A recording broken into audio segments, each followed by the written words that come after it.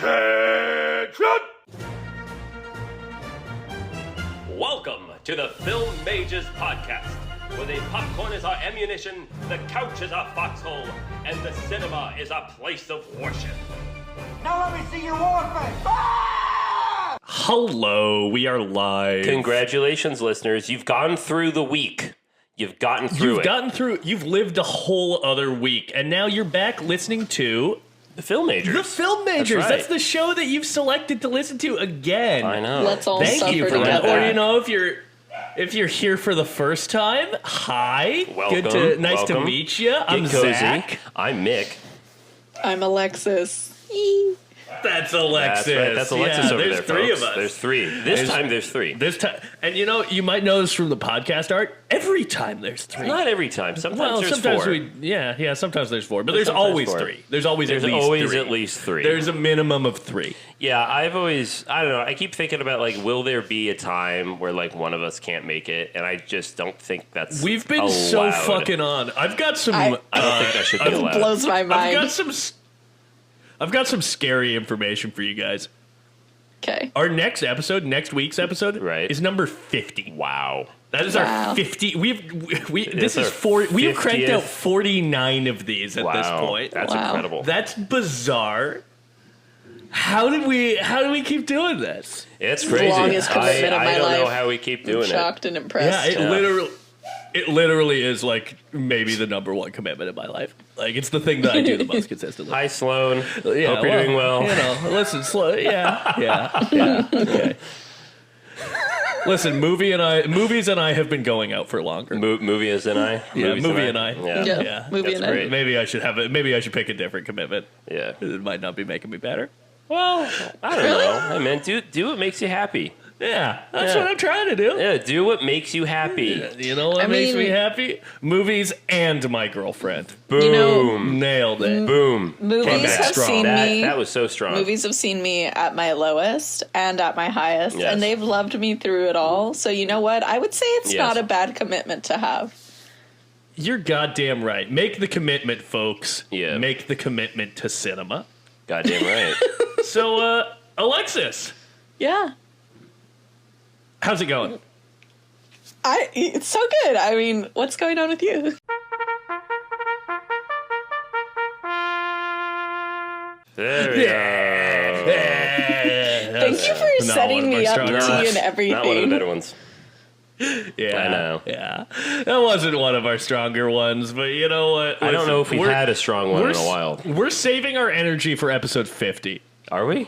Sure. Are we? Sure. Yeah. We're gonna jump into what's going on so strong on the Yes. next episode. You're not gonna believe it. Yeah, it's gonna, I think it's come just and like go. It's gonna be so we quick. came in so strong at the beginning, like it was really a competition. It's also harder when we're not all together because I feel like the same competition is The it's a little competitive less. juices, they're Yeah. not in the room. But this is our famous segment, What's Going On? That's where we talk about what's going on. So what's going on? Anybody see any movies? Anybody see any films? I finally watched a movie. Like in general. Whoa. Yeah, it's fucking crazy. What movie was it? I went to the theater today and I watched The Last Voyage of the Demeter. Dracula on a Boat. Dracula on a Boat. I also watched this. And I, again, love vampires. My favorite monster. I love boat movies. If you didn't know, we had a whole boat month, a whole back and movie listen to 'em. month dedicated to boats. And this is a fantastic candidate. This is a great boat film. This is a great boat film. Again, when you combine those two elements, it is the chapter of Captain's Log from Bram Stoker's Dracula. It's adapted from that single chapter. And I went in knowing that I was going to love the premise, but the trailers, I will admit, had me worried that it was going to be a mid-film. Okay, this looks like it has all the makings of a movie that could be great or could be kind of mediocre. And I'm happy I went in with those expectations because I left feeling pleasantly surprised. It's not a great film, and it's not a mediocre one. It's a solid, good movie. Yeah, I would tend to agree with you That's there. a good film. I think that you could probably, the movie's almost 2 hours long. You could probably shave 10 minutes off of it, make it a clean hour 45. Yeah, The director himself, Andre Ovedal, who I believe did Autopsy of Jane Doe, Yes, which I think you're really liked. He said it's basically Ridley Scott's Alien, set in I think 1879. Is it Something like that. that. And I absolutely see it. It reminded me a lot of Alien. It reminded me a lot of The Thing, which is just you have all of these men trapped in this claustrophobic environment where there is a entity, a monster, a creature that is picking them off one by one, and the paranoia that comes from that, and the desperation. But it's all set in a period piece on a old wooden ship. Yeah, and it's pretty good. The parts that don't work for me are this sounds so shallow, but kind of the character moments where it's like I didn't find the character super strong. And anytime the movie dragged, it was usually in the moments that we weren't directly dealing with the monster. Yeah, I tend to agree with that. I do think I really like David Dastmalchian as an actor. Who did he play? He's the dude who's going to take over the captaincy. Oh yes, no, he's exquisite. Yeah, he's you might recognize him as the guy who is one of the Joker's goons in The Dark Knight. And he was in Oppenheimer. Yeah, he's in Oppenheimer. He's had a big few years. And he's I think in Dune. He's just very solid in everything he pops up in. So it was nice to see him get kind of a bigger role. Yeah, when I saw him on screen, I was like, oh, okay, he's in this, which means it's that guy. Yeah, there's a good chance this will be solid. The third act fucking slaps. The third act is great. The third act is so good. I agree with you, Zach, that the CGI was a little. It was not great with the creature, but the makeup was great. The makeup was awesome. There's one shot of Dracula's hand really close up that looks fucking incredible. This is my thing with CGI. It's an incredible tool, and it's great. You can use it well in pretty much any film genre, except I would argue in a horror movie. I think CGI is almost never implemented well in a horror movie. And when it is, it's because it is in tandem with a practical effect. Yeah, and even then, it's just I don't know. I think your brain always kind of senses that there's something that's not real. And in a horror movie, you want to feel danger. Yes. And I think that you just ultimately lose some of that danger when you implement something that's not actually physically there. This movie did make me feel the danger, though. Yes, again. I was kind of, I don't know what I expected, but I was not expecting The Last Voyage of the Demeter to be this much of a full-on horror film. It was very intense. It was a thriller. It had me on the edge of my seat numerous times. When one of those shipmates was strapped to one of the mizzen mast, and during the morning, wow. If you're a fan of children and if you're a fan of dogs, you may not like this movie. No, you're gonna love it. And Alexis, you should see it. Oh yeah, Alexis, you should go. The dog is gonna be just fine. The dog and the child make it out okay. Means. This is bad. The dog. Listen, I promise that the first person to die is not the dog. And I promise that the person to receive arguably the most horrific death is not a young child. No. And they don't really milk it. No, they don't really go fucking in on it. Yeah, they don't really go they never at one point made me go, holy shit. Yeah, they don't really just execute a child with extreme malice. Yeah, nope, that doesn't happen in this film. That doesn't happen. Yep. It's a good family movie. Yeah, I love it. I'm sure I'll be seeing it at some point in the future. Dracula boat, Dracula boat, Dracula boat, Dracula boat, Dracula boat, Dracula boat. I really wanted to run Bram Stoker's Dracula by Coppola after watching this. Yeah, you could. I really wanted to. It would pretty much slot in. Yeah, it would be great. You could get to the voyage scene. And pause the movie and then watch Last Voyage of the Demeter. And then go back. Yeah. And then pick it up. It's like a great little intermission type thing. Yeah. Honestly, I think, having the Captain's Log chapter of the book be its own film, I think is brilliant. Because it is an entire story with a beginning, middle, and end.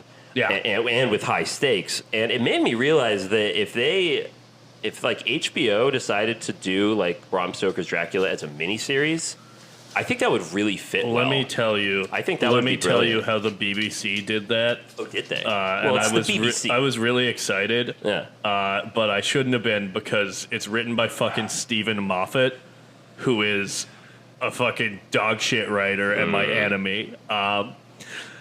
He wrote he wrote several seasons. He did several seasons of Doctor Who, and he did BBC Sherlock. So what's your problem with him? He knows how to. Because Sherlock, I do not like Sherlock him. was good. Nah.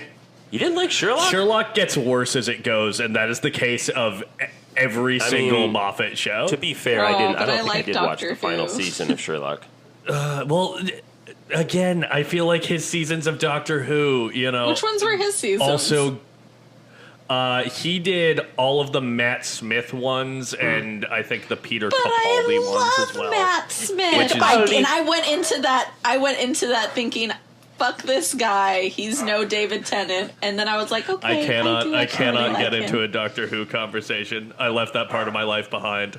I left that part of my life behind a long time ago. I think I've seen 2-3 episodes of Doctor Who in total. Yeah. Sometimes I forget. Keep it like that.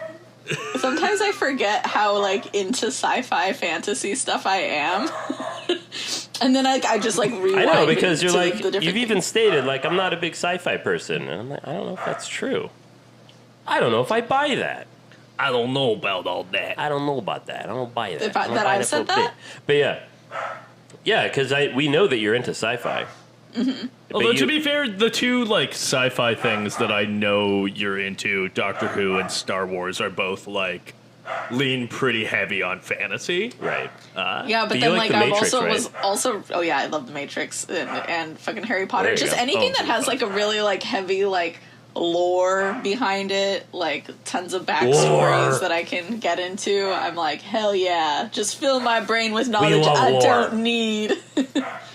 Slurp, slurp, slurp. Speaking of, expansive worlds and lore, I've got to give a quick shout out to my favorite podcast, Are You Afraid of the Dark Universe? Who, I've mentioned them before. Their whole podcast is building out fake movies that would exist in Universal's failed Dark Universe project, where they tried to Tom Cruise the mummy. They made the Tom they Cruise even mummy. Had the whole set. There was a whole cast picture. Javier Bardem. Yeah, and then the whole thing tanked after the mummy. Johnny Depp. But their podcast is just this really incredible writing project where you get to listen to basically a full audio drama of a movie that doesn't exist. Fucking nerds. Right? Come on. I love it. It's just an insane amount of effort, and they just put out their second big crossover movie, and they gave us a little shout out. Did they? They put our promo on there, which I did not ask them to do. Wow, so they non-consensually promoted our show? Yeah, well, I mean, I asked them on their last crossover episode. Yeah, I'm very okay with it. I did not consent to this. All right, well, Dylan and Dalton, my God. Thank you much. Much love to you. Hey, what's the name of their show? Are You Afraid of the Dark Universe? Are they afraid of the dark? Hey, if you're listening to this, thank you. Yeah. That's actually really fucking cool. It was incredibly sweet. And, I'm just a big fan of their show. Yeah. I listen to it a lot. I'll definitely check it out. Yeah, it's, if you're on, a long car ride, it's basically giving yourself a fun audiobook to listen to. So, interesting. I love that. Yeah. What if you listen to an audiobook on a long car ride of a Wong Kar-wai story? A Wong Kar-wai long car ride. You could be audiobook? I'm going to go on a Wong Kar-wai on my great, awesome. long car That's ride. good. That's really good. The things that you think of. I would be so angry if that gets cut from the episode because, ladies and gentlemen, if you don't know what gold is, that's what that is. Keep it, double it. That's gold. Give me more. Oh my God! Double down. You're yeah, welcome. These are the kind of great insights that you get 49 episodes into a show. Clearly, we true. are seasoned professionals. We know, I feel like we're in our pocket now. I you know what? I threw up this morning. I woke up with a migraine, and I'm still here, still on the podcast. You goddamn right. You goddamn right. Goddamn right. Okay. I was wondering where that story was going. Hold on. Wait, so I just have to say that I puked this morning. I didn't know where you were going with that story. So if the first sentence, I was like, oh, all right. Wait, was this heat exhaustion? Are you both I thought fucking the struggling same with heat thing, exhaustion? but actually, I have no idea because maybe it was. I'm doing better now.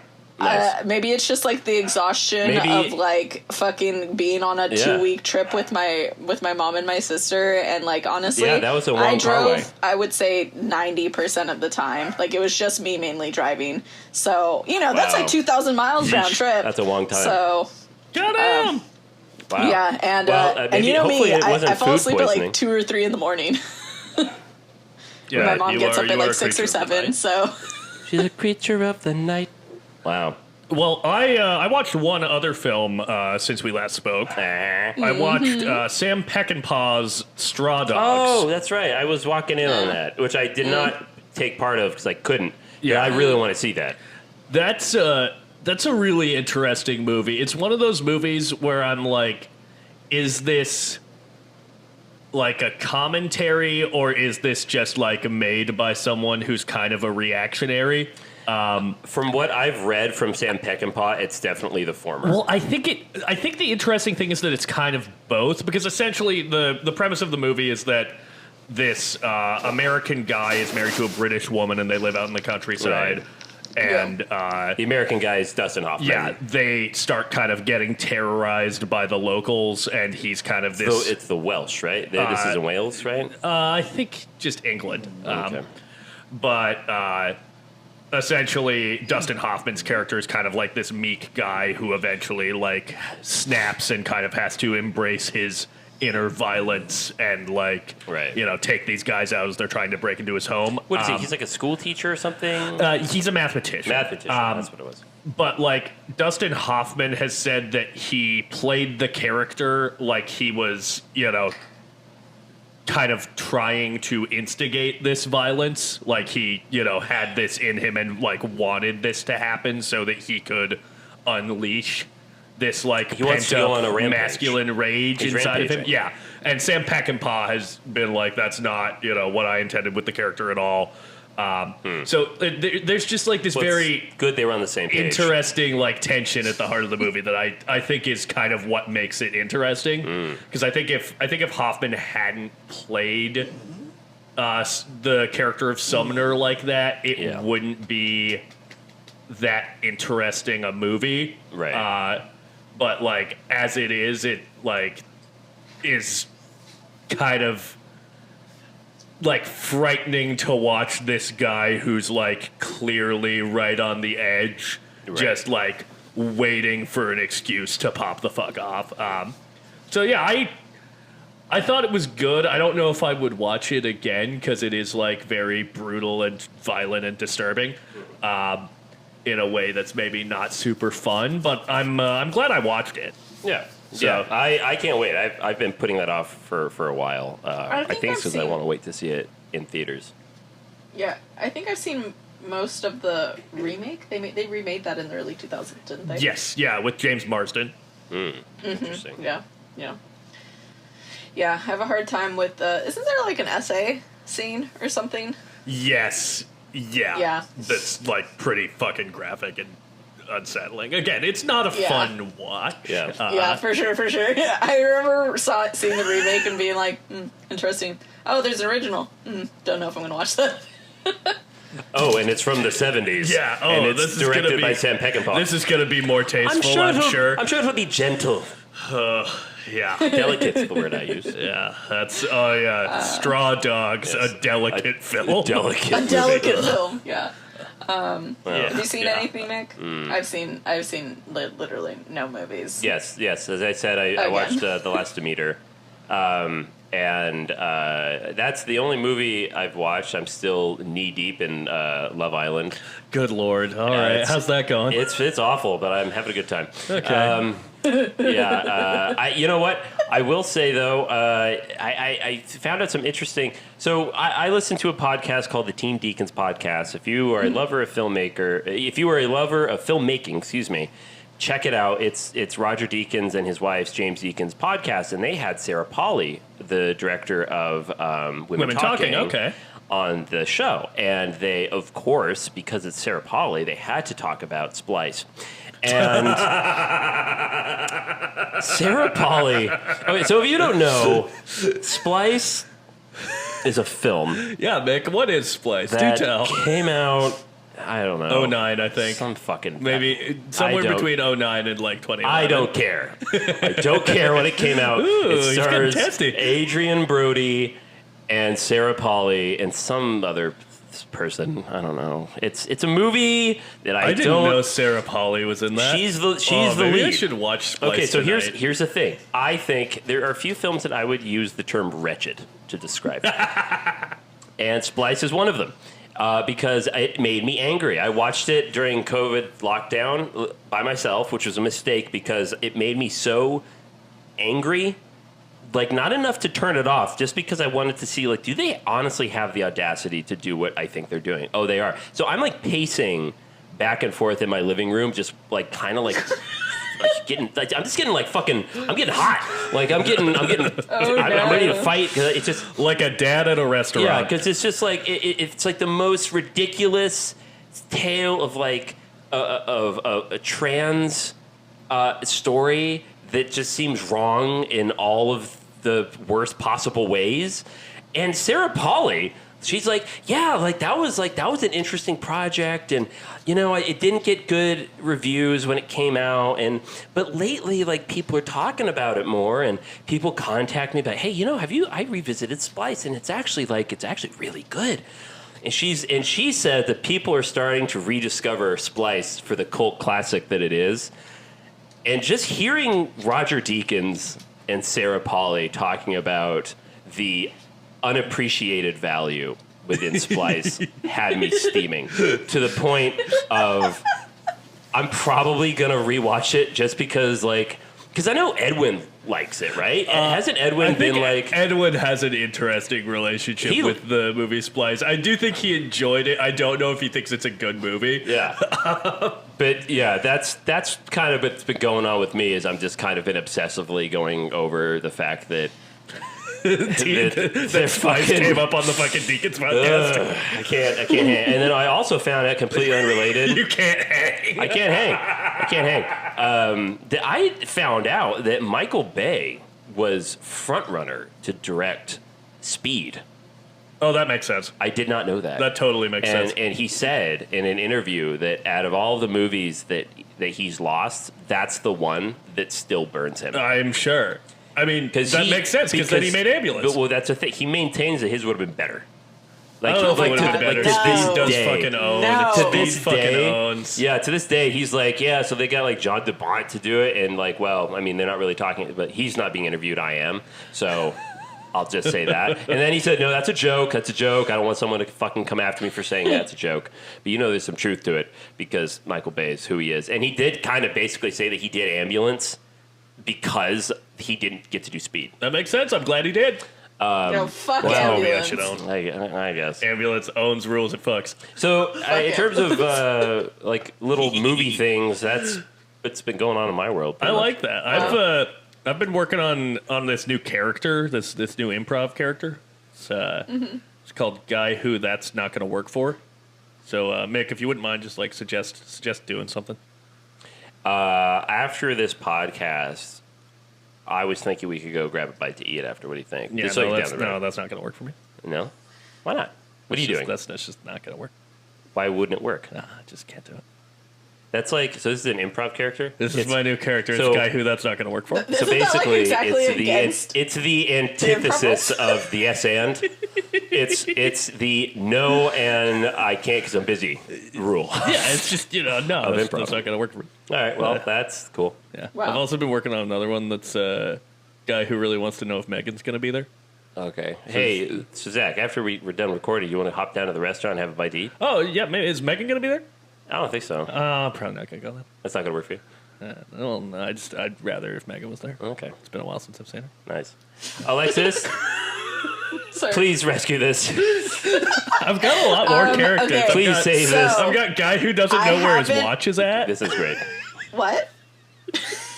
Oh, it's a guy who doesn't know where his watch is at. Alexis, why? Okay. You know it's going to be bullshit. Don't ask. Just go. I haven't watched it yet. I started it, but Red, White, and Royal Blue, the gay movie got released on Amazon that I've been patiently waiting for. Is it a movie or a show? I know it's going to be like it's a movie. Maybe garbage, but I just have to show up for it anyways. So it's gay garbage, and representation is important.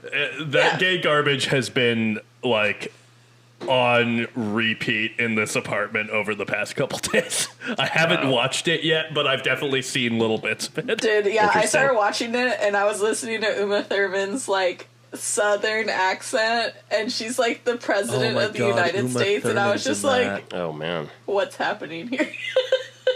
What's going on? I will be finishing it. I am in the middle of rewatching season 1 of Heartstopper so that I can watch season 2 of Heartstopper because I love Heartstopper.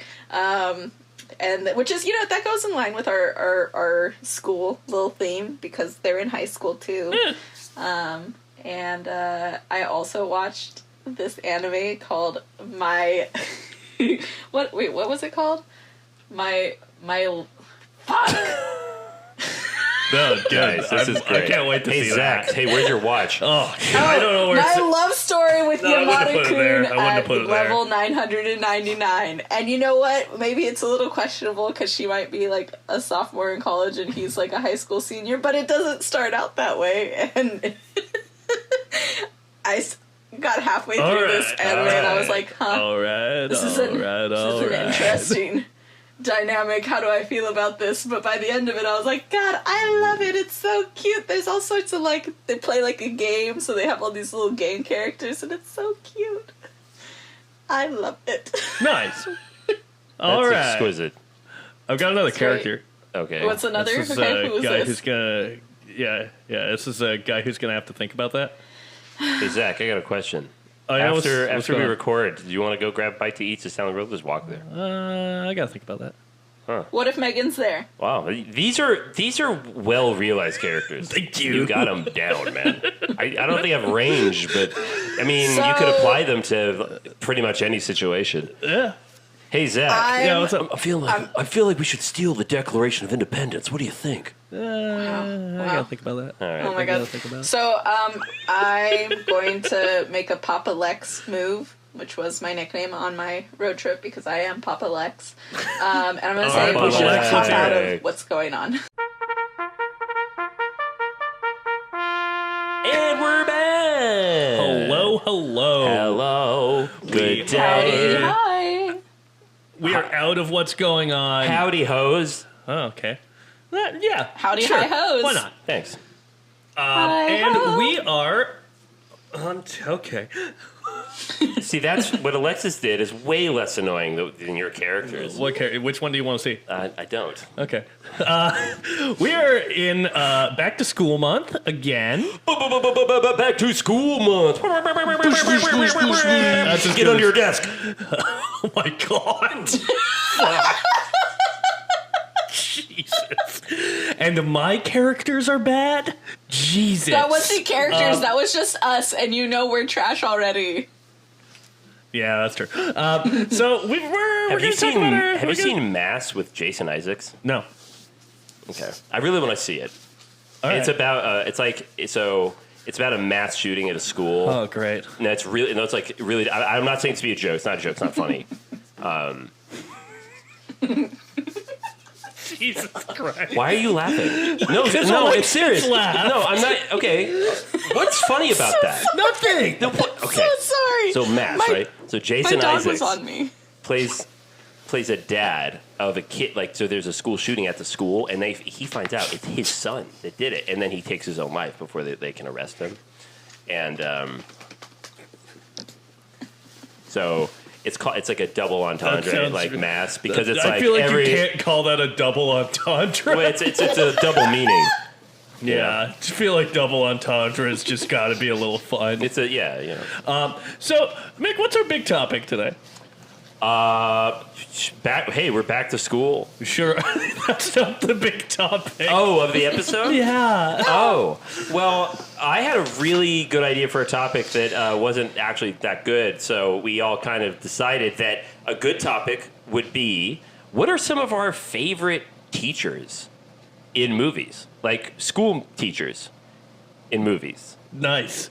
Like, Okay. what are some of our favorite? What are some movies that have some teachers that are like, wow, that's a teacher, and they're That's good, and a I like teacher. them. Yeah. Take it away, Alexis. Go first. Okay. I remember when I saw Freedom Riders in theaters as like a middle schooler. I really loved Hilary Swank. I don't know if it still holds up, but I have a cheating answer, which is my real answer. So the movie Take the Lead with Antonio Banderas. Okay. And he teaches that's the ballroom dancing one, right? It's the dancing one. He teaches all these like inner city kids ballroom dancing, and in New York. That's a great movie. I don't know. I just really like dancing movies, and they're in high school, so he's technically a teacher. Yeah, that totally counts. He takes over their detention. Yeah, I grew up watching Take the Lead. Yeah, that's a good one. Antonio Banderas is like a hot ballroom dancing teacher. Yeah, hot. We love it. Hot. We love it. It's hot. Emphasis on the hot. So going in a different direction, there is one scene in the 2015 Christmas comedy The Night Before. I don't think I've seen that. Where it's Seth Rogen, Anthony Mackie, Joseph Gordon-Levitt. This is like the 50th time you mentioned this movie, so I feel like we need to watch it because you mentioned it so many times. It's a good one. There's a scene, though, where Joseph Gordon-Levitt runs afoul of a couple of drunk guys dressed like Santa Claus. And they kind of kick the shit out of him, and he says something to him. He's like, you fucking assholes, or something. And then one of them goes, hey, excuse you, I'm an orthopedic surgeon. And then one played by Jason Mantzoukas goes, I teach 3rd grade, bitch. I shape our nation's youth. And I really enjoy that moment, and he's one of my favorite on-screen teachers, a drunk man dressed as Santa Claus. That's cool. Because you know what? Teachers can have a life outside of school. Yeah. And that life can include getting drunk and dressing like Santa. That's right. That is right. Yeah. Yes. And if you're a teacher, you should be allowed to do that. Mona Lisa Smile. Have you seen it? Mona Lisa Smile with Julia Roberts. Never heard Julia of that. Roberts. That's a good one. What's that about? Yeah. What's it She's about? a really good teacher. She's an art teacher. Okay. Yeah. All right. Didn't answer what the movie's about, but that's okay. Oh, okay. So she goes and she starts teaching at this Wellesley school, which is like some prestigious kind of like all girls like school, finishing, not really, like it used to be a finishing school, and now it's just like an all girls like college, and pretty much like she's teaching there in like I think like the late 50s, early 60s. So, you know, a lot of these girls kind of figure like maybe they might just like hightail out of there once they're married and shit. But she kind of makes them like rethink their place in the world. She's an art teacher, so she kind of like actually engages them and like makes them really think about art. And I don't know, she really just like challenges to like look at the world in a different way. And I always love like movies with teachers who do that specific thing. Dead Poet Society, Robin Williams. Yeah, that's kind of the big one. Yeah, he's great in that movie. Yeah, I was going to mention a movie that we've covered on this podcast, which is School of Rock. Dewey Finn. Oh yeah, Dewey Finn's a great teacher. He teaches them about sticking it to the man. Yeah, you know, rock and roll. Yeah, hell yeah. Teaches them about what rock and roll is really about. You know, what's better than that? That's right. Yeah. Yeah, teaches them what a hangover is. Yep. You know, all valuable lessons. Also, listen to our School of Rock episode. Please do. Yeah. It's a great episode. I really like Miss Riley. Played by Laura Dern in October Sky. I've never seen that. I've never seen that. Yeah, I've heard October Sky is really good. That really, honestly, that's a great candidate for back to school month. That's Okay. a great. It's a young Jake Gyllenhaal who plays Homer Hickam, who went on to help build a space shuttle. Oh, yeah. And he's in this little, I think it's North Carolina, one of the Carolinas.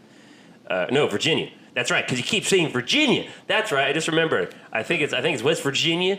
All right. Because I can hear it now. I can hear it in my head. Okay, great. I can hear it out loud from your mouth. He's in this old coal mining town in the 50s, and he keeps looking at there's this great scene where he's outside, and he's looking up at Sputnik when it's first starting to revolve around the planet, and it just completely captures his imagination. He wants to go to space, and everyone's like, you need to go into the coal mines and get the black lung, and boy, get in there nice and deep black. But Laura Dern comes in, Miss Riley, and she's like, nah.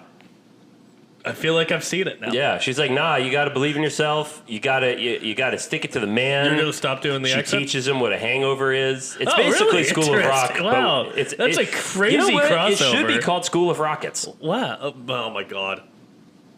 Take it away. Somebody Go take fuck it away. yourself. Good lord. Oh, man. I feel like a coach can be a teacher. Are you going to say, hold on. Are you going to say Rob Riggle as Mr. Walters from 21 Jump Street? Because that's one of my favorites. Oh, God, that is a good one. That's a great, honestly, that's an awful teacher. Yeah. He's kind of a drug dealer. He's running a drug ring. Yeah, he's kind of, you know he's what's actually funny kind of an is awful that, teacher. You know what's funny is that the other drunk Santa in that scene is Rob Riggle? Is Rob Riggle. He's not playing the teacher, but he's who in real life Santa. is a Desert Storm veteran. Yeah, Operation Desert Storm, and he went on to be a gym teacher dealing drugs in 21 Jump Street. Look at that. Wow. Okay. So, there's a French movie called La Belle Personne, which means the beautiful person. And it's not, I wouldn't say, they're a hot teacher. So I'm going to put them on my list because it's Louis Garrel, and that man is just so delicious. But also Leah Seydoux. Huh? Seydoux? Leah Seydoux? Leah Seydoux. Seydoux, yeah. She's in the movie, and she's like a transfer student, and she comes in and just throws the balance of everything off, and the teacher, I think, ends up having this kind of weird fixation on her or something, and I get it. There was no point to this other than Louis Garrel's hot, and I like watching him in movies, and he was a teacher in that movie. So that's my side note. Can you imagine being a teacher and she's your student? I love it. All right, we don't need to That's awful. Get into your Those fantasies. poor teachers. All right, okay. Wait, whose fantasies? Mick? Are we talking about Mick's fantasies now? Yeah, we don't need that. Listen, people pay more attention to people who are hot, so maybe that makes Louis Garrel a better teacher. Yeah, actually, he did seem to be the class seemed to like him until this girl came in, and then he started being weird with her. So I don't know. Again, yeah, seems a little but suspicious. Who's not a hot teacher?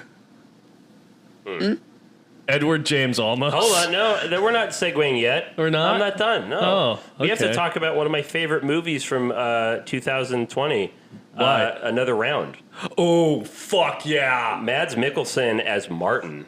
Yes. Is a fantastic teacher. He is a great teacher. Talk about a hot teacher who's also drunk the whole time. Yeah, God bless him. I really love that. If you haven't seen that, it's a great Danish film starring Mads Mikkelsen as a high school teacher, where basically a group of, I think it's 5 male, four or five male friends who are all school teachers at this school, slowly start day drinking more and more and more, and it kind of reminds me of Trainspotting a little bit, where it ruins the lives of some people, it doesn't ruin the lives of others, and it kind of reveals who they are as people, but it never goes the creepy route of none of them have a relationship with any of the students, which is great because it's a Danish film, and I was worried. Naturally worried. You Danes, you fucking freaks. Fucking freaks. You fucking snowy freaks. If you have a high school teacher movie starring Mads Mikkelsen where they all day drink and they're not fucking their students, that's a miracle. I think that you're misunderstanding. I think I understand European cinema. The Netherlands perception of Mads Mikkelsen, because unlike in the States where we look at him and we're like, that's a villainous man. We fetishize him. Yeah, but as a villain. Yeah, they're like, oh, he's a charming and likable man. Right. So the world agrees that he's wow. All right. Yeah, that is a really fun movie, though. That's a good. Alexis, have you seen Another Round? No, I have not. Great movie. I think it won. Check it out. I think it won Best Foreign Film at the 2021 Oscars. Yeah. Yeah. You know who's not an attractive teacher? God damn it. Edward James. Fuck you. Almost. Yeah. You almost got there. You almost. Yeah. Yeah. Edward James Olmos in Stand and Deliver, which is the film that we are talking about today. Yes. It's I've been pitching this film for a while. Yeah, it's a 1988 movie directed by Ramón Menéndez. Nice. Yeah. So, Mick, you pitched this movie. I did. You had seen it before. Alexis, had you seen this before? I've surprisingly not seen this before, and when I was watching it, my mom even walked in and she was like, "Have you never seen this before?" And I was like, "No," and she's like, "Oh, I'm shocked." Yeah. It's a classic. Yeah, it's so basically, if you don't know what Stand and Deliver is about, if you haven't seen it, it is a Los Angeles high school teacher, Jaime Escalante, played by Edward James Olmos, is being hassled by tough students like Angel Guzman, played by Louis Diamond Phillips. But Jaime is also pressured by his bosses who want him to control his raucous classroom. Caught in the middle, he opts to immerse his students in higher math. After intensive study, his students ace California's calculus test, only to learn that their scores are being questioned. They'll have to retake the exam in order to quiet the critics. Yeah. Yeah, I mean, that's pretty much the movie. That was well, look at you, Google. Looks like someone watched the movie today. Right there. Yep. So, Mick, what's your relationship to this movie? Why do you like it? I was shown this in high school, I believe in a math class, weirdly. I believe that. And I remember thinking, this is... I was also shown Freedom Writers in English class, as I was... Also haven't seen that. Finding Forrester, which is a really good one with Haven't Sean seen Connery. that either. Which one? I don't really and F. like Murray learning. Abraham. But I remember thinking that Stand and Deliver was like really cool and actually made math seem kind of cool because it's like my worst subject. And the thing that I will always remember from that movie, as soon as it happened on a rewatch, I was like, "Oh my god, it's the thing! It's what I remember from a kid." Is where he's talking about multiples of 9. So like, what's 9 times 4? 1, 2, 3, 4. 35. You know. It's like 9 times 4 is 36. Is it 36? Oh yeah, 36. So hey, Bro, you were literally on your fingers right there. How embarrassing! Hey, did I not say that math is not my strongest? I mean, it's not. I'm not good with it. He ain't lying. Yeah, I'm not lying. I don't lie. So it works for the students, doesn't work for me. But yeah, he does this little hand finger thing where he counts on his hands, and if you're somewhat competent, you can keep up with it. But hey, man, that was a gift from the pod gods right there. You're welcome. Yeah, I remember. I just remember really liking it, and I rewatched it a couple years ago with a person. And that's not important. But I remember really liking it. This is Mick continuing his campaign of convincing you, the audience, that he has friends. Yeah, Let me tell you, he friends. does not. No, I do. Nope. I do. I have, let's see, 9. I have 35 friends. But yeah, it's really good. He was nominated. Edward James Olmos was nominated for an Academy Award for this, and I can definitely see it. It's a great performance. He's kind of cool, even though he's got an atrocious comb over happening. Oh my god! The comb over is so bad. Hair I have ever seen on a human being. You're bald. Embrace it. Yeah. What are you doing here? Shave that off. Just shave it, man. Do the full Bruce. Yeah. You got to be Bruce. But what about you guys? What did you think? First time watching it. Alexis, Zach, one of you, go at it. Fight. Yeah, I liked it.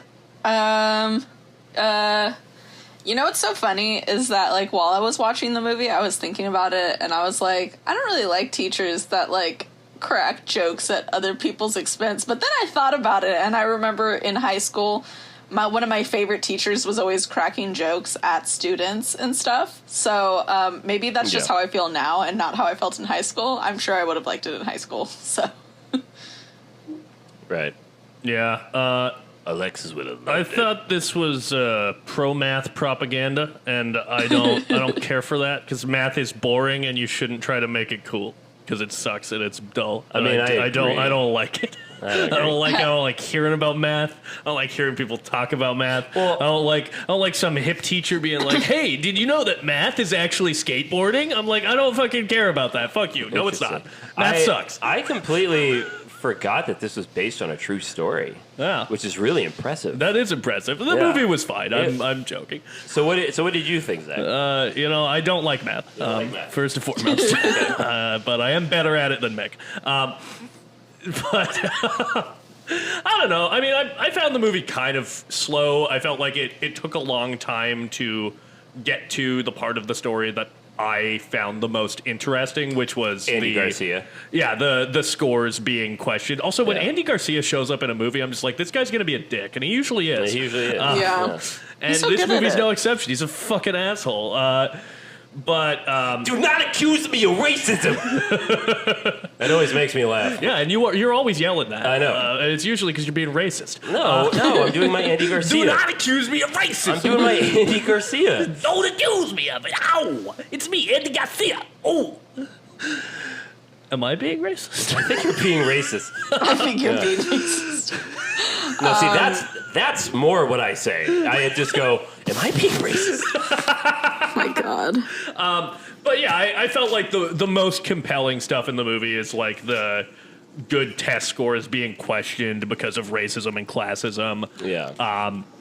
And it takes a long time to get there. There's a lot of just kind of hanging out in the math class.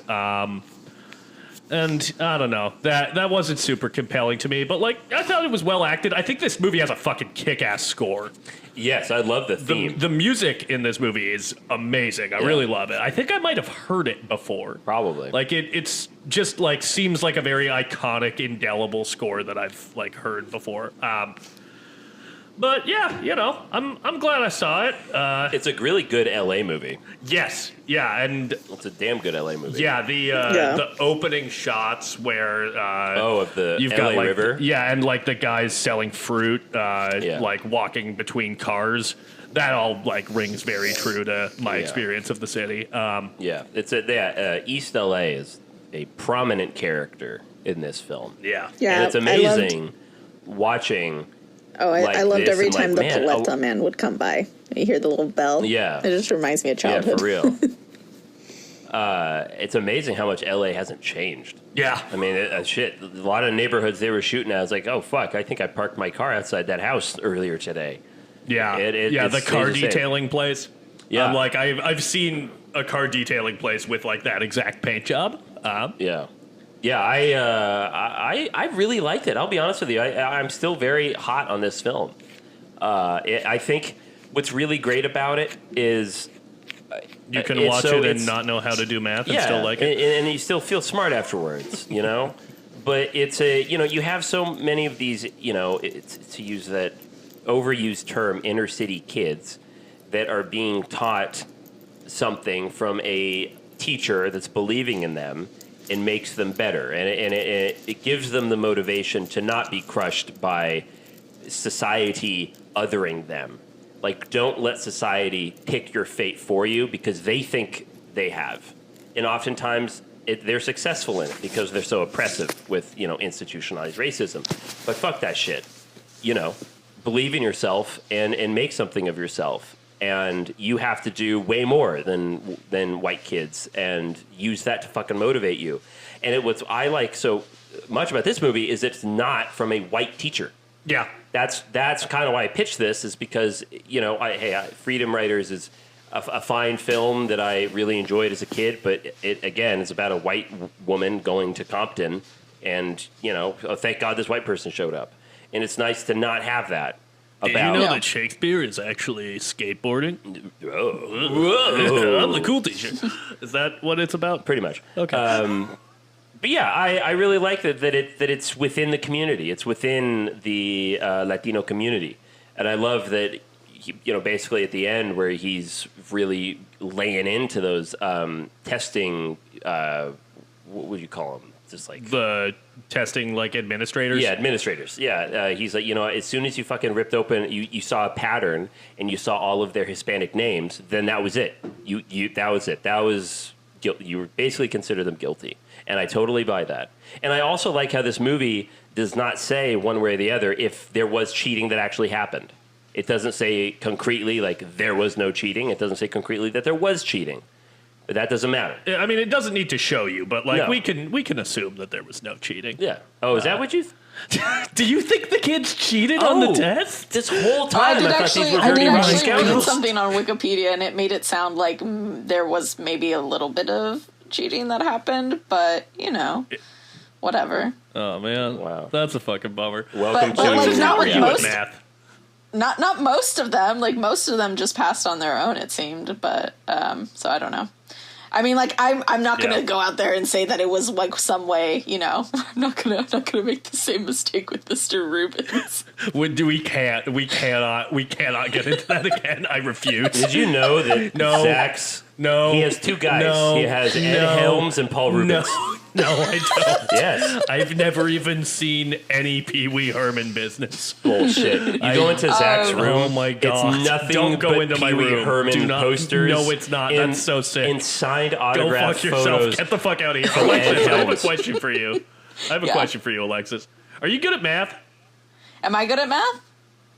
I feel like you're good at math, Yeah, right? you seem like a good math type yeah, person. I've always been better at equations and numbers than like geometry and trigonometry, but I was pretty good at trigonometry because it's like a combination. I don't get shapes. Okay. I didn't love geometry, but I was really good at algebra 2 and calculus. So Nice. Geometry. Wow, I didn't take calculus. Geometry, I stopped doing math before calculus. That's the one with all the shapes and shit, right?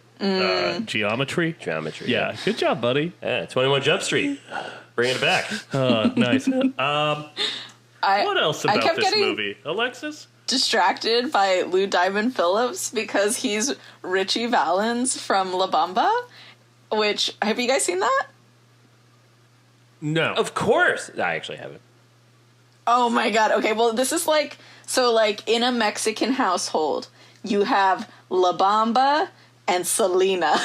They're like literally just like two like Mexican like stars that like, taken too soon kind of shit, and we live for that. And we live Edward for the tragedy. James But Olmos Lou is Diamond in Phillips all of played them. Richie Valens, and I kept thinking about that every time. I kept thinking, He's great. Richie, where's my Richie? So what his mom does when he dies at the end. I love it. I love it when Edward James Olmos at Christmas, he like just kind of mutters to himself. And on the third day of Christmas, a cholo came to me. Oh my god, yeah, he does do that. And they keep saying chemo. They keep saying chemo is like, chemo, what's up? And that's so What is true though, that? because like my dad's always saying like, what's up, chemo-sabi? Oh, yeah, okay, Yeah. that's what that means? Okay. I wasn't sure what that was. I hadn't heard that before. I think it's just Alexis. kind of like a slang for like homie, dude, because like chemo-sabi is from the Lone Ranger, like that became Right. like kind of Yeah, part of the I've heard that vernacular, one. from that TV show. Right. And I don't know how that Gotcha. got like kind of like appropriated by the Latino community, but yeah, whatever. It's just a cool fucking name. Yeah, I like it. Yeah. Hey, Alexis, what was that term that they referred to white people in this movie where that one girl that people were kind of bullying behind her back because she's like slutty or whatever has the white boyfriend that picks her up? Yeah. And Lupe I want to say it was something like she thinks she's hot gabacho shit. or something. Yes, that's what it was. Because I did actually look it up earlier too. Which I thought was a soup. But That's gazpacho. But that's gazpacho. Yeah, that's like Italian, right? No, it is. It's think gabacho. It's Gabacho. gabacho, What and does it it means like foreigners of a different origin in previous history. So like just basically like saying like not us, like. Oh, okay. So it's not a term for like you're white not people. dating it's a term in the for people that community, are outside. basically. Okay. Gotcha. Okay. I've Like, been I'm using gonna it wrong assume then. they're just like using it as a broad term for like white people and stuff, Right. Yeah. It's like, it's their way of saying honky. Okay. Honky's such a fucking good slur. I love honky. Oh my god. As a honky, it applies to white people perfectly. Also Peckerwood. Peckerwood is a fucking Peckerwood's great my one. favorite. My grandfather used to call me Peckerwood. Yeah, like affectionately, which is weird. That's a weird story. Yeah, Peckerwood? Yeah, my great. Yeah. My god. I would call him Oompa Denny, and he'd call me, hey, little Peckerwood. There was a time where I was. I've got this friend Jacoby who's like a big spindly white kid, and my friend Darius who is black. There's one time where we were just like talking about Jacoby, and he was like, "Man, that kid's a honky," and I was like, "I am so happy that I got to hear you say that." That's funny because he is a honky. If you were gonna call someone a honky, a like 6'4", like 100-pound beanstalk of a boy, yeah. who like gets nervous about most things. Yeah, that's a honky. Yes, it is. How about this movie? I think it's really good. I love the message of it, and I also love that it has a happy ending.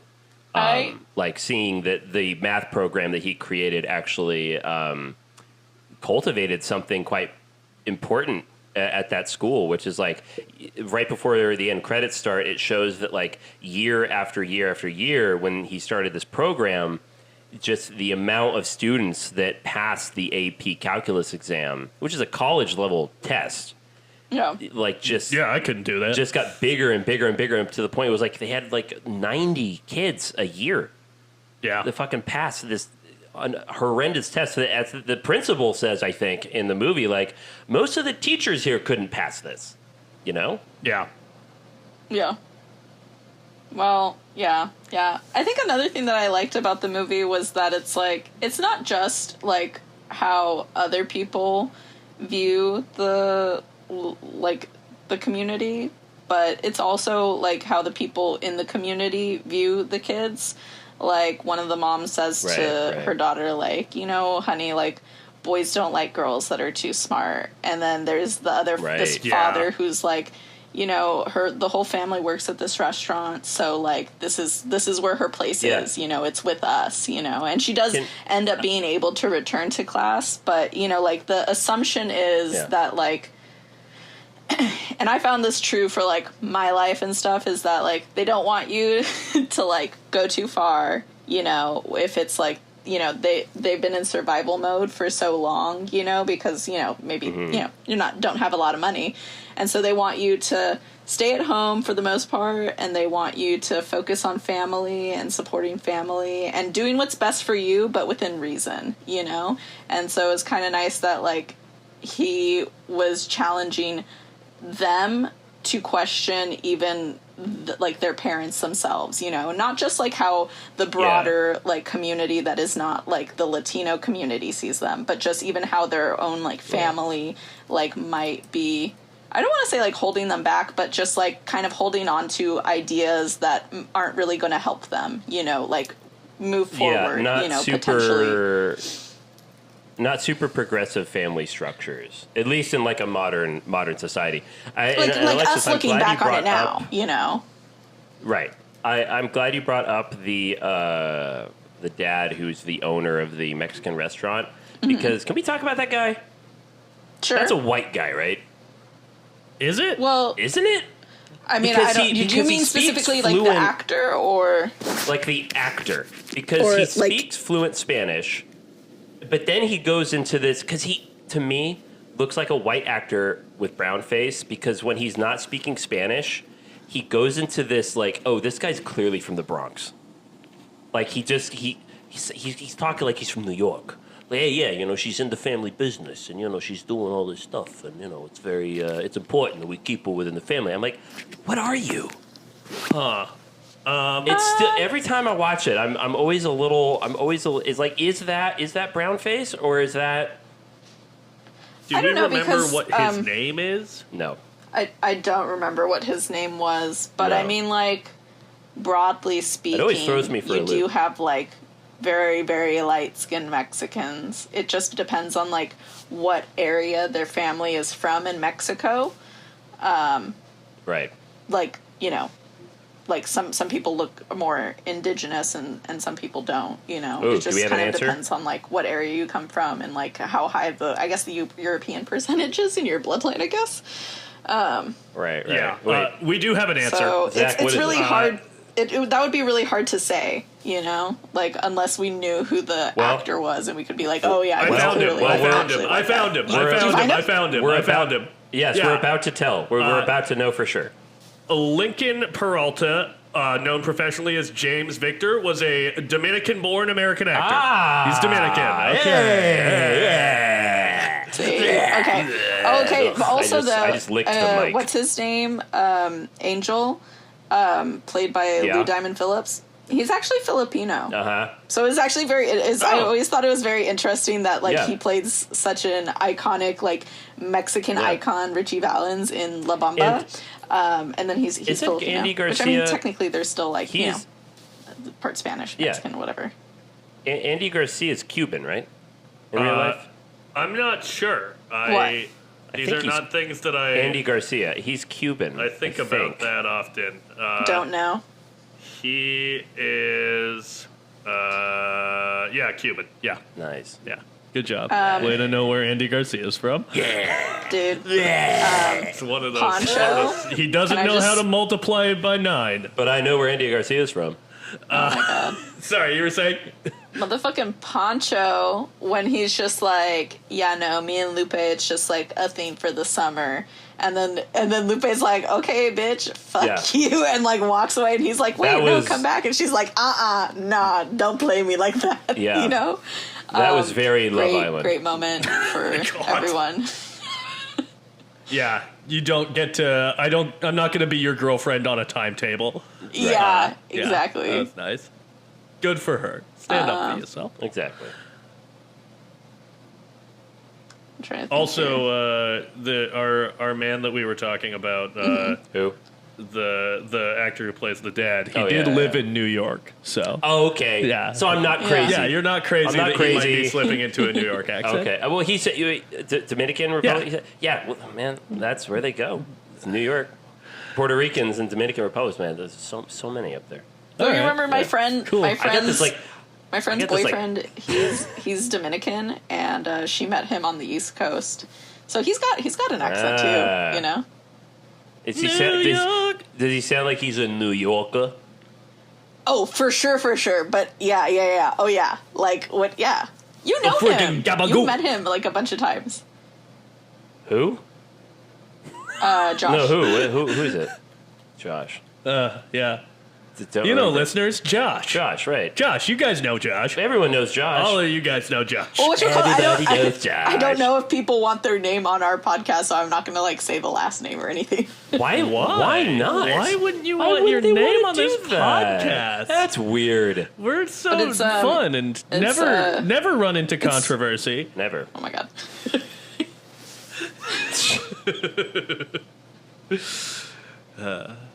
Stand and deliver. Yes. Wow. Hey, it really did. I had a good time with it.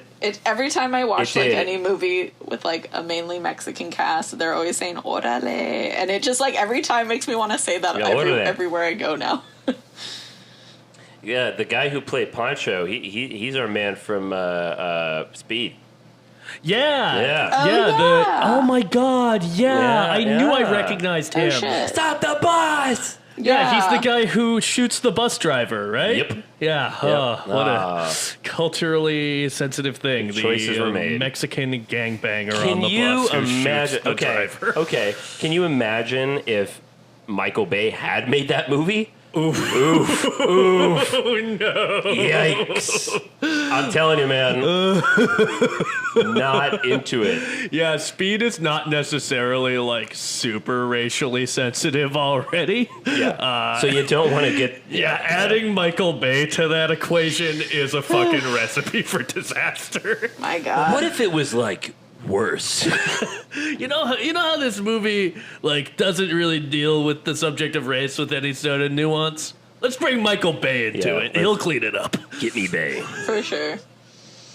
Do we have anything else? We haven't been talking for that long. you know, I want to know. I want to know what everybody really thinks about Stand and Deliver. Well, as I've said, it's I want to hear quite as enjoy you've it. said. I want to hear what you haven't said. What have I not What said? haven't you said, Alexis? Really lay into it. I'll say I got really emotional when he has his heart attack. Oh yeah, That was very well acted. yeah. He's working himself too hard. Like when he was going down Dude, the for steps real? and he just the heavy breathing, like it was actually quite traumatic. Yeah, to no, watch. his I legs totally were bought like it. giving out. Yeah, that was really sad. You know, didn't like that. Glad he pulled through though. I didn't even know he was sick. Oh my god! Oh my god. You gotta stop. You've gotta stop. Do you guys want to hear some more of Guy Who's Got to Think About That? No. No. I want to no. honestly. I would like to hear more about what you two thought of the movie. Yeah, I got to think about that. All right, so Alexis, I really loved the like Cholo Vato. I don't even know, like the Cholo representation. I love the way that they dress. I mean, I know that like if it were like back in the day, I probably wouldn't have loved it, but like just looking back on it, I really love the. I don't know, they're just like the style of their pants and everything, and then he's wearing like a fishnet almost, like a hair fishnet. Yeah, they or wear something, hairnets. You know. Yeah, hairnet. Yeah, hairnet. And, hairnet, yeah, hairnet. fish hair fish fishnet. hairnet. the hair fishnet. Yeah, it's like a fishnet, but for hair. Hey, a hair fishnet. Look Yeah, at Tony ooh, over there. He's ooh. putting a fishnet on his head. Ooh, I love the fact that the nerdy kid, everybody knows that he's the nerdy kid because when you walk in, he's reading Dune. Did you see I that? was gonna bring it up. he's reading Literally, Dune. I didn't take many notes on this movie, but one of the notes I did take was in all caps. Dude. I know. As soon as I saw that, I thought of you, Zach. Oh yeah, as soon as I saw that, I was like, so this is the cool kid in class, right? It's Right, reading exactly. Dude. Right? Dune. Yeah, that would have been my homie right there. I do love the Friggin' behind Mount Deben in this bitch. the behind the scenes conversation where they're like, what should the nerdy white kid be reading? Oh, Dude. it's Was he white? I didn't think he was white. He's Dune. not It's gotta white. be Dune. Was he white? He's definitely He's not not white. He's not? No, he's not white. Really? Like none of the kids in that class are white. None of the No. kids in that Yeah, class he's were not white. Wow. He's just very light skinned. Interesting. Yeah. They're I all learn Mexican. something new Mick, every man. day.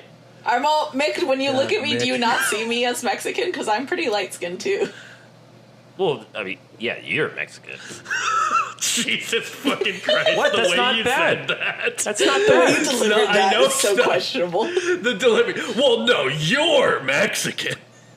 That's like that bit where it's like, oh yeah, my friend's Jewish, and then or it's like, he's Jewish. It's like it's the same sentence. It's just like how you inflect Yeah, how it. you say it. Yeah, it's all in the delivery. It's the stand and delivery. Nice.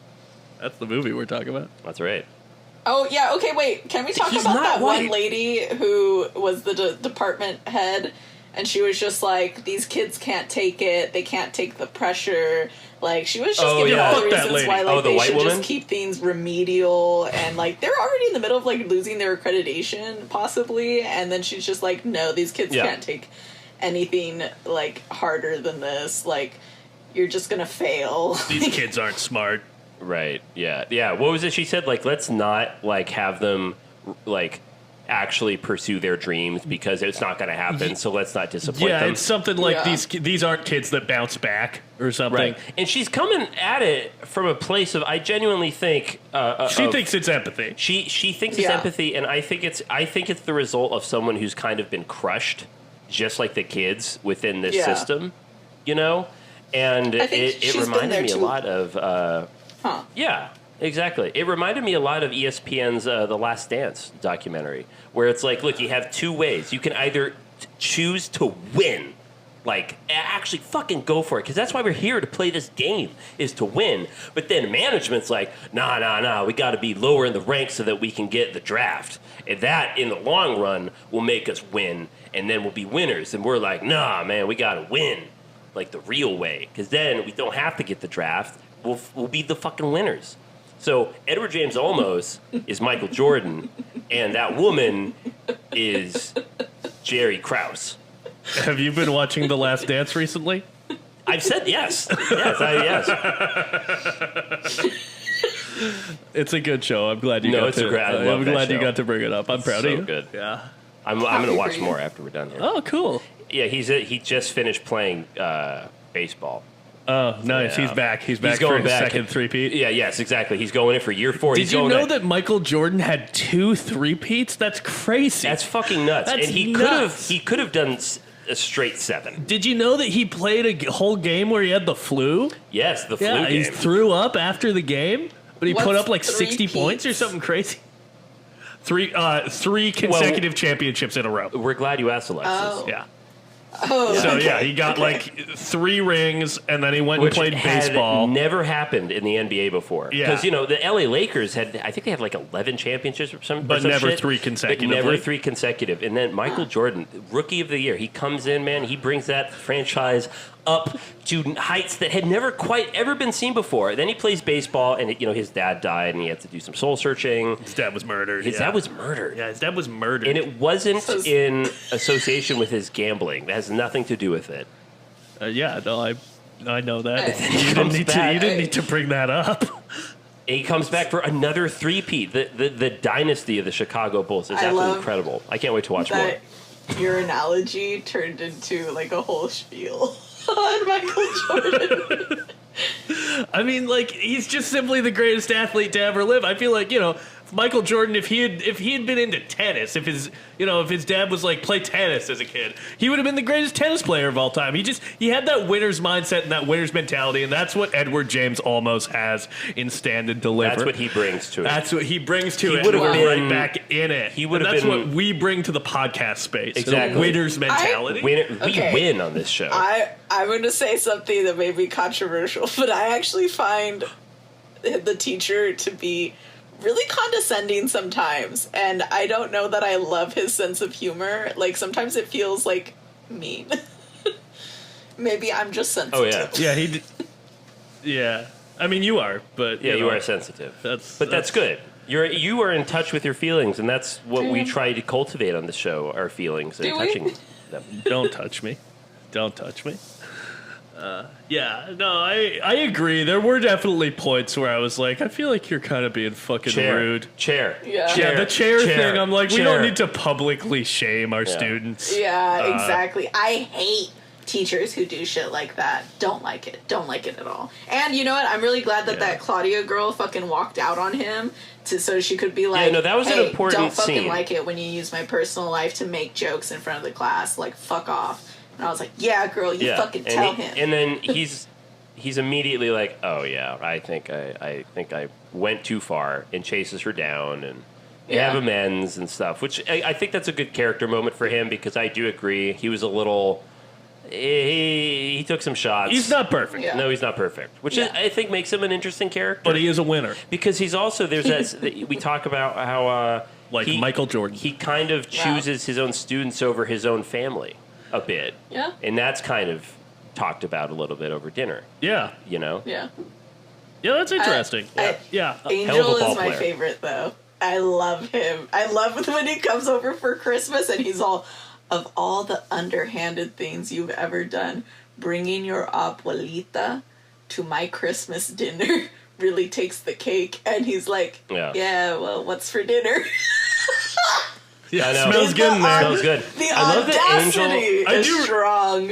I do really like his dynamic with Angel. I think it's very sweet. I love that he's like, hey, like, so with like the crowd that I run with, like, I can't be fucking seen walking around with books. So can I have like 3 of them? And like, we'll have one in my locker, one at home, and then one here. And that way I will always have a book. He says 2, and then the teacher's like, nah, I'm going to give you 3, and you can put them here, here, and here. Yeah, I do think that's like the mark of a good, we're talking about, great cinematic teachers. I think one thing that makes a good teacher is like a teacher who has the ability to like spot a kid who wants to be engaged with the material, but for whatever reason doesn't want to show it. Right. Yeah. I thought that dynamic is like super important to showing why this guy is, as much of a incredible educator as he is. Yeah. Because he's a winner, like Michael Jordan. He is a winner, like Michael Jordan. 3 championships and then another 3 championships. That had never been done, and that's never been done since. It won't happen again. Won't be. Greatest athlete of all time. Okay. Like up there with Babe Ruth and Muhammad Ali. I would argue, like, maybe better. I just, Better than Muhammad Ali. Jordan never lost. Jordan never lost a championship. Wow. Never lost a championship. Damn. What about what about the Williams sisters? Serena Venus Williams? and Serena. Yeah, Venus and Serena. Yeah, I don't know. He never lost a championship. I don't know. It's MJ. I think it's MJ at the end of the day. But, he's Air Jordan. Yeah. Yeah. No one has had a shoe deal the way he has. That's true, and there's a whole movie about it, and it was all right. It was pretty. I still have to check it out. Yeah, that's okay. Yeah, the end roommate worked just on bought it. That's right. He did some work new on it. Nike. Some new Nike. This is not. Fucking, I just bought some new Nikes. Oh, wow. No. Nice. No, we are not They're good. sponsored They by look good. Nike. They're white. They're crisp. This episode is brought to you by child labor. Oh, Jesus. What? Yeah. Oh, Nike. Nikes uses child labor to make their shoes. Yeah. What? But I'm not one to talk. All I have are Nikes. Don't you own Nikes? You own Nikes. Yes. I own 2 pairs of Nikes. My previous pair was used, so but this pair I bought new because I really wanted the white shoes, and now that you say child labor, now I'm regretting things, but they look so good. I mean, and it's a good shoe. It's all it's a child good labor. shoe. Yeah, no, I mean, listen, no ethical consumption under capitalism. Yeah. But Nike, it's evil. Yeah, it's awful. Yeah. So, stand and deliver. I think we stood. We stood. And I think we delivered. I think we delivered. Yeah. I think the movie delivered. I think so far, out of all of the back-to-school movies, this one is the most, back to school. Yes, I think this is, of the ones we've talked about so far, this is a movie that is, very concerned with education. Yes. Which, is fucking boring as hell. Don't go to school. Don't be a fucking nerd. Do a kickflip on a skateboard. Smoke a cigarette behind the school. Yeah. Yeah. Wow. Well, I really liked school. I took a lot of AP classes. I miss school sometimes, and then I don't. High school. Let's not go that far. Yeah, let's not. I miss college. No, fuck that. Yeah, I sometimes miss college. I miss college. I feel like that's a College big is part fun. of why we do this show. Yeah. Yeah. So we can give ourselves homework. Yeah. All right. Well, that's school. So we love it. Yeah, we completed. We completed this assignment. We can move on. And again, if you wanna watch Stand and Deliver, it's on Tubi. Hey Tubi, which we're not sponsored by yet, but we should be. But we're looking for it. Yeah. So if our listeners wanted to know what's coming down the pipeline, what would we tell them? Well, we'd have to ask Alexis. So, as it stands, yes. I really had to think long and hard about what possibility would make me the happiest to subject you to for this last I swear to God. week of back to school month. And Is it going to be a double feature? Thoughts. I had thoughts of 2004's Saved, where this Christian girl gets pregnant because she's trying to convert her gay boyfriend back to being straight at the beginning of the movie. And the movie's kind of about that. And I just thought that 1988's Heathers with Christian Slater in a trench coat and this delicious 80s costume design, I feel like that is the route that we're going to go. So I'm going to piggyback off of we're going Heathers. Nick's 1988 movie and do my own 1988 movie, Heathers. Nice. 1989, actually. That's what it says. Oh. No, it says 1988 and 1989. It's one of those ones. So, you know what? Pick one. Yeah, there you go. Yeah. Nice. Well, yeah. Heathers. Have you seen it? No, I've never seen it all the way through. I've seen the first little bit of Heathers many years ago. I don't like it.